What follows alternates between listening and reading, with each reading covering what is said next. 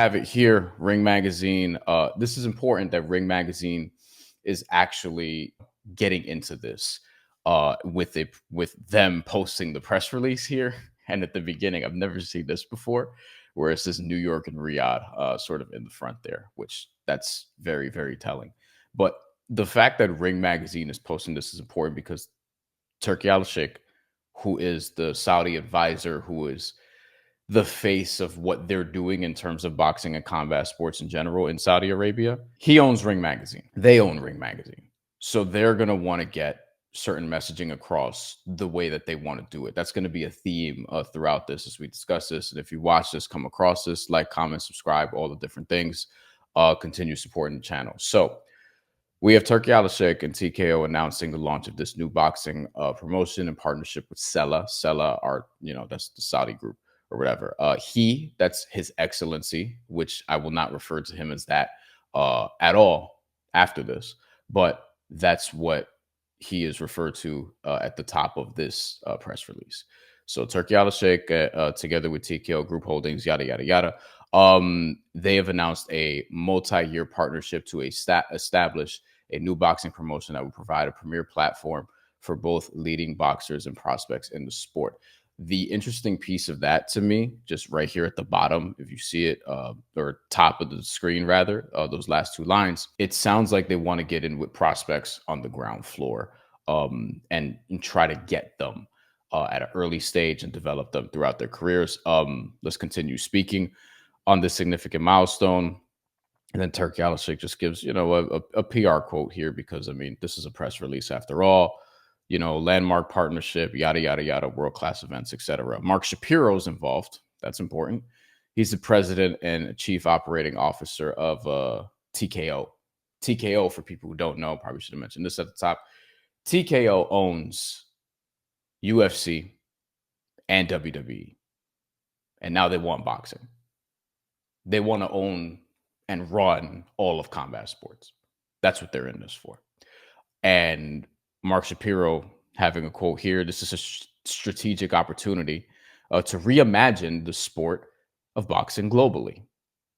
Interesting buzzwords there being used. TKO has deep expertise, promotional prowess, and long-standing relationships. Turki Alalshikh and Sela share our passion and vision, blah, blah, blah, blah, blah, blah, blah. You've all read press releases before. You know this is going to be boring as shit. This piece of it, for being honest. But Mark Shapiro, like, him being involved is not a small thing. That's a name that's worth getting accustomed to.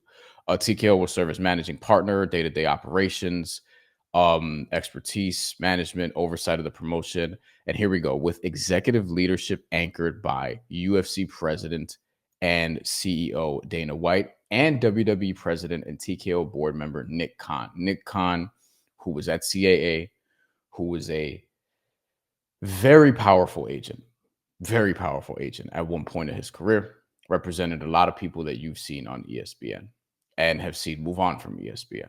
Tony Khan, not Tony Khan. Tony Khan's the head of AEW. Nick Khan. Nick Khan is the person here who you need to get familiar with also. And then you have just them talking themselves up about Sela playing a pivotal role and yada, yada, yada. Let's go down a little bit more, Hector. And there we go. First bullet point. The new promotion will feature a highly structured, thank you for the highlighting, system to develop new talent from around the world, including athlete combines and academies. Again, they want to get in on the ground floor with some of the young talent and hone them at an early age and develop them at an early age, so to speak. So that is it's pretty significant because it tells you the direction that they want to go. It's not just talent development. It's also just like an understanding that how many guys are they realistically going to get that are like super established at this point, right? Like if you're Anthony Joshua, you're on the way out. If you're Terrence Crawford, you're almost done. Canelo Alvarez, like they already have him on a deal anyway, not TKO, but the Saudis do. So like they want to obviously grow like the grassroots of boxing, I guess, out there. Next bullet. Access for all boxers to the UFC Performance Institute, the world's leading combat sports performance training, research, rehabilitation, and nutrition center featuring locations in Vegas, Mexico, and Shanghai. What do those places have in common? Just a lot of people go there, and a lot of people just be there all the time. Vegas is fight capital of the world for all intents and purposes. It has been for a while. It pains me as a New Yorker to say that, although we got some slaps coming up in this city. Mexico City, huge city, obviously. And Mexico has amazing boxing history, which we talked about on the channel before. And then Shanghai, I mean, what needs to be said about in terms of population out there and opportunities, business opportunities in Shanghai. TKO's production, media, and promotional expertise to lip blah. That's filler. And then just more details. And then comments because the press release is over. Let's get to Hector, the one of the tweets. Let's get to one of the tweets. We'll work on putting that up because it's important to note what they want to highlight. Ring Magazine, who again owns or is owned by Turki Alalshikh, and that's strategic too. Like the Saudis get together and they buy Ring Magazine.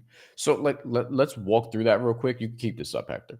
Like the Saudis buying Ring Magazine is important because it tells you the message, like what they're trying to do in terms of influence, what they're trying to do in terms of coverage. Like they know how important Ring Magazine is. It's been a historical institution in boxing for, I don't know, 1,000 years or whatever it is.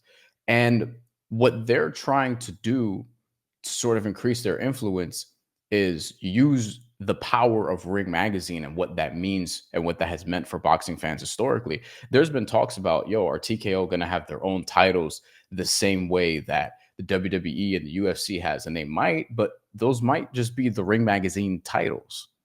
They bought Ring Magazine. They don't really need to do anything else in terms of making a TKO championship or whatever it's going to be called. Like they could, but they already have Ring Magazine and they're using that. And look at what they did on Twitter to make their Twitter account more active. Michael Benson, who was the source for a lot of people in terms of like you would get your boxing news from him. He was a journalist out in the UK, I think, for TalkSport or whatever the case may be. Basically, like all the breaking news would get put on his account. Like anything that happened in boxing, he would attribute some of it. He would attribute, sometimes he wouldn't, and people would get pissed about that. His account was bought by Ring Magazine, and Ring Magazine is using his account. He's actually running their social right now. So that tells you the level of influence that they're looking to have, that Ring Magazine is looking to have through the Saudi regime and how they're trying to control everything. They want to control the market. And look at what was highlighted here from, a couple things from yesterday at the time we recorded this. This is a quote from Turki Alalshikh. Says, "I am very happy today. I give the flag of boxing to the best man who can handle it, Dana White. He has a tough job, but I'm sure he will get boxing great again." Two things. One, in terms of giving the flag to Dana White, I don't think he's giving the flag to Dana White and getting out of the way. I think Dana White's there for a purpose because he is seen as the best promoter in combat sports and has been for a while. Whether or not he actually is, we can talk about that. But he's seen as that. That's one. Two, I'm not sure anybody who says they will make something great again has ever made anything great again. So I'd be careful about that quote. The second one was from Dana White himself. Intends to bring the UFC. This is a big, cannot tell you how, like, this is so important. The model is proven because he wants to bring the UFC model. This is him talking about specifically the UFC model because that's what the tweet said. The model is proven to deliver the fights that the fans want to see. The best will fight the best. The fighters will move up the rankings to become world champions. Dana White says that. They want to emulate the UFC model. And a lot of boxing fans are jumping to conclusions saying that means fighter pay is going to be shit because a lot of the UFC fighters complain about pay or just heavily underpaid and all those different things. And the fact that they're starting with prospects or want to heavily emphasize prospects and the growth of prospects, that could be worrisome too, because of what we're talking about here. And ultimately, I think there's a couple different things here. One, the UFC model is something that some boxing fans have wanted because the sport is very just a little too open for some people. And A lot of people are over the alphabet titles. These guys want to get rid of the alphabet titles, which is the WBC, the WBA, the IBF, the WBO, the IBO, which is not like a real world title, but regardless, like they there are other quotes about that we didn't even list about like them, wanting to get rid of those titles and say that they're not going to matter anymore, that those three letters aren't going to matter anymore, whatever the case may be. The actual promotions, or not the actual, well, we could talk about the actual promotions, but the actual sanctioning bodies, so the ones I just mentioned, those are the ones that I think are under fire the most. The promotions, I have some thoughts about that we'll get to. For better or for worse, this is where we're sort of at. All right, couple talking points that we'll get out of here. And we do have just a lot of things that we don't fully know yet because they haven't been reported, they haven't been announced, and what have you. Like, this is just what it is in this game. Like, they're going to tell us what they want to tell us, and boxing only has but so many reporters who will cover these guys like in an in a in an objective way. They bought Ring Magazine and effectively bought a lot of the reporters and favorability of the media. Like, dudes are not going to talk shit about these guys, or whatever, and or not even talk shit about, but just cover them like super fairly. Like, it'll be favorable in a lot of different regards. I think in terms of the start of this, like, you'll see them get involved with Terrence Crawford, Canelo Alvarez, that fight, maybe a couple other super fights, maybe the trilogy between Artur Beterbiev and Dmitry Bivol, who knows? But I think it's going to start off great for, people who are interested in the micro, the small doses, the people who just want to see, who just like consume boxing in terms of, look, I work from 11 to 7. I don't have time to get into the nuts and bolts. I listen to a couple shows or whatever. And like, I just want to see the best fight the best. I think for you, like, you're probably going to love the beginning of this because you're probably going to get what you want initially. You'll have big names fighting each other. You'll have people putting it on the line because there's going to be so much money involved at the start, that we're going to see a continuation of what we've been seeing, which a lot of people like. A lot of people like what the Saudis have been doing in terms of the actual boxing piece of it. And they've given us some good fights, but there've also been some fights and some cards that I think have been highly overrated. Boxing's going to have their own UFC model.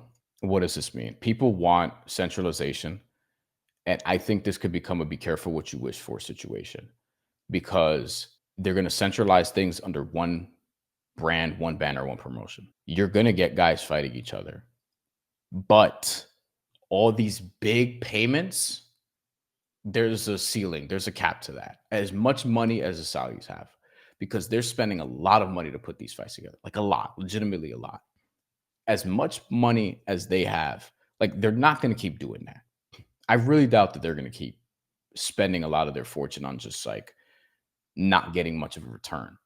And I think this way with the league, if you're really going to adapt the UFC model, the UFC model is kind of like a sports book where the house always wins. The house gets whatever it's going to get, like a large percentage, and the fighters, fight for the rest, literally.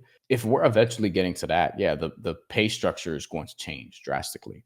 Part of the problem with boxing, some would argue, is that a lot of boxers get overpaid, to fight like once or twice a year. And if they're going to be more active fighting less, but like this is just how businesses go. And there's another reason why they're targeting, like, there's this heavy emphasis on prospects. There's this heavy emphasis on prospects because if you're starting a business, you're going to target entry level employees at first, because you're going to try to want to save some measure of money or not spend that much money. Like, this is the emphasis on prospects. They're going to want to target entry level employees so that they wouldn't be that much of an investment.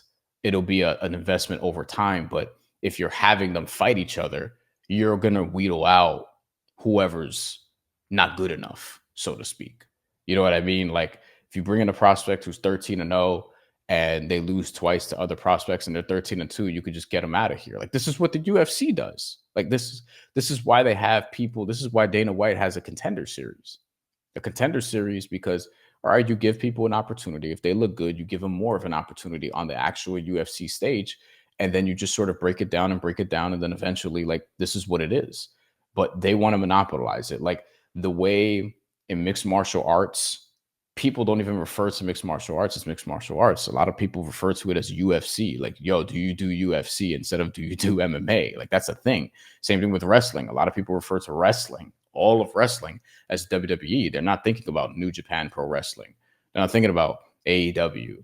They're not thinking about like any of these indie promotions. Like, shout out to Ring of Honor, who AEW actually owns now. Like, that's probably what they're looking at with boxing. Like, they want this TKO thing to become that. And TKO wants to run combat sports. So it's not like the worst thing in the world, I guess, if you don't really care like that. But if you've been paying attention to the history of boxing, I'm not sure this is what you want, because then what happens is, with UFC rising to what it's becoming, like, Bellator is basically dead, PFL is dying, Strikeforce is gone, Pride is gone. You have a little bit of a regional scene, but it's kind of UFC or nothing. There's one championship, but like, you get the point. And then in wrestling, the indie scene is not what it was 10, 15, 20 years ago at all. If you follow like Ring of Honor, Chikara, Jesus Christ, you know what I mean? I'm not even gonna Dragon Gate, House of Glory. I know a little bit more wrestling than I let on, but like with boxing, it's like maybe that's eventually where Top Rank goes. That's eventually where some of these other brands go. But yeah, some stuff is gonna die off, and then it'll be funneled through like TKO or whatever the case may be, and we'll see how that looks. But the Saudis want all of it. You don't do this if you don't want all of it.